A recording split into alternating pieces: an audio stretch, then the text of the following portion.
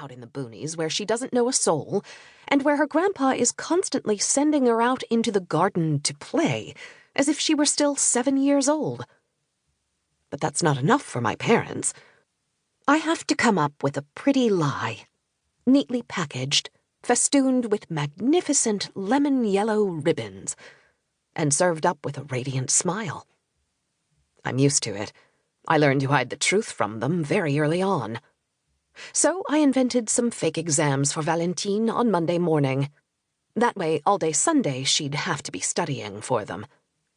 When I told her how I planned to lie to her grandparents, she burst out laughing, hugged me, and asked why I didn't just tell them that whenever she went there she got so bored she could die, and that they were a real pain in the butt. I didn't say anything. The only thing I could think of was I couldn't speak like that to my parents. But I didn't come out with it because I know for a fact that Luc and Valentine would be perfectly capable of saying something like that. I wonder if Valentine will talk to us like that later on, when it's our turn to wait for her visit in our little house in the suburbs.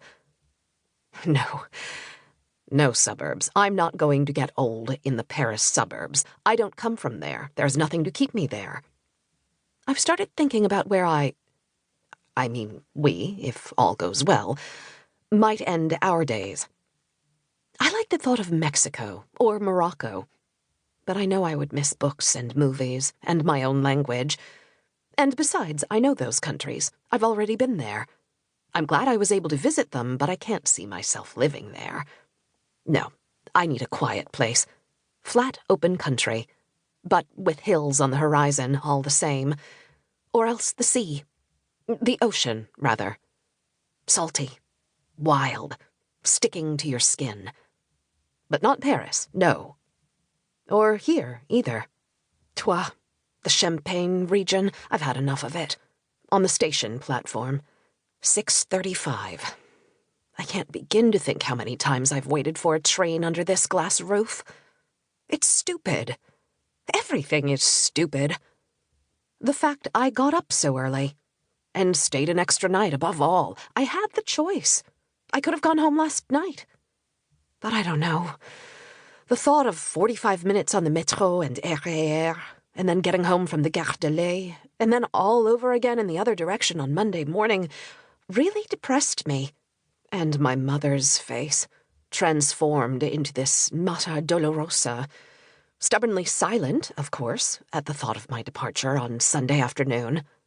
I knew that Valentine was sleeping over at Eleanor's, and that Luc would be spending the evening on his computer, so I clapped my hands like a little girl and blurted, "I'll just leave on Monday morning."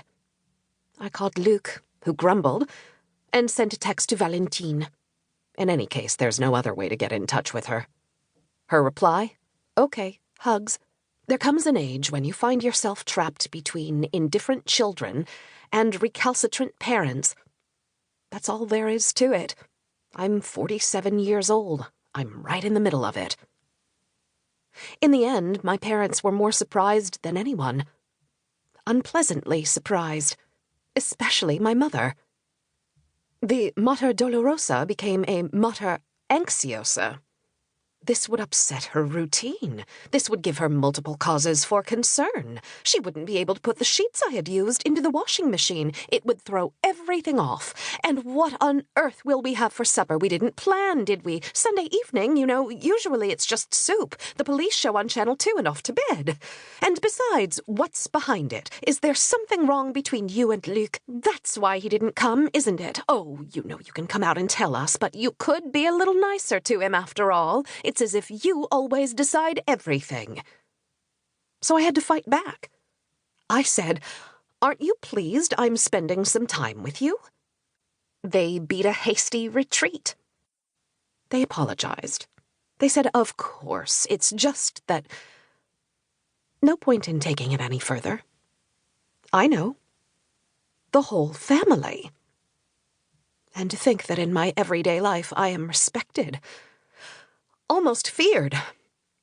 I plan. I decide. I hire. I don't know if I'll be sad when they pass away.